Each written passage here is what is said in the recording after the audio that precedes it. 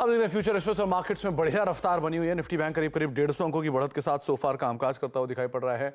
Nifty में भी खरीदारी है। आईटी इंडेक्स करीब 300-350 अंक ऊपर है।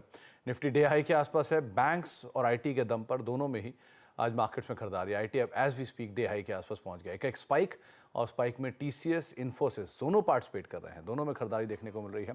इन्फोसिस अब ज़्यादा बेहतर पार्टिसिपेट कर रहा है आज नंबर से पहले, नंबर से आज शाम को, उससे पहले यहाँ पे खरीदारी देखने को मिल रही है।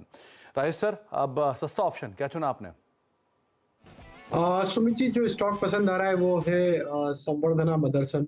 ये स्टॉक में देखें तो स्टॉक ने अपने प्रीवियस स्विंग हाई जो मार्च में बने थे उसका ब्रेकआउट अब यहाँ करते हुए दिख रहा है। अब अगर हम देखें तो स्टॉक में जिस तरीके की रिकवरी बनी पिछले 3-4 सेशन में, ये क्लियरली दिखाता है कि ये स्टॉक अब यहाँ से 140 की तरफ बढ़ते हुए दिखेगा। 130 की स्ट्राइक का कॉल ऑप्शन जो कि करीब ट्रेड कर रहा है ₹2.60 70 की रेंज में, यहाँ पे बाय करने की सलाह है।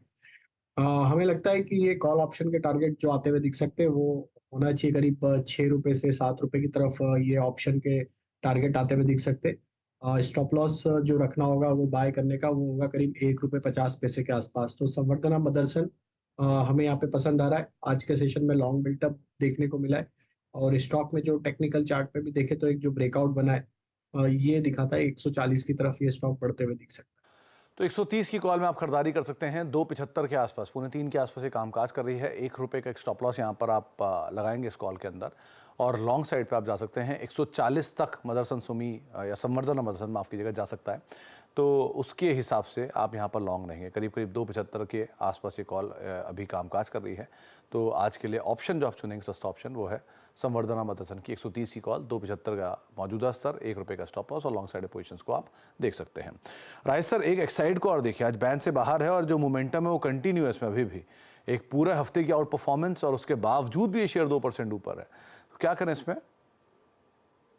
तो सुमित जी, ये पूरे एफ एंड ओ यूनिवर्स में सबसे बड़ा गेन करने वाला स्टॉक है। ऑलमोस्ट 50% की गेन एक्साइड ने इस एफ एंड ओ यूनिवर्स के स्टॉक में देखने को मिली है। और ये जिस तरीके की एक एक्स्ट्रा ऑर्डिनरी मोमेंटम यहाँ पे बना है, ये क्लियरली दिखाता है कि यहाँ पे शॉर्ट तो ऑलरेडी स्क्वीज हो चुके हैं। और अब जिस तरीके का सेटअप बना हुआ है यहाँ पे, जब तक ये स्टॉक 445 448 के ऊपर बना हुआ है, there is high possibility कि ये स्टॉक टुवर्ड्स एक्सपायरी फर्दर और मोमेंटम हायर साइड पे कंटिन्यू करते हुए दिख सकता है। और 485 490 तक की भी यहाँ पे अपसाइड आते हुए दिख सकती है। तो जिनके पास ऑलरेडी लॉन्ग साइड का ट्रेड है या बाय करना है, छोटी मोटी डिप में ऐड करें।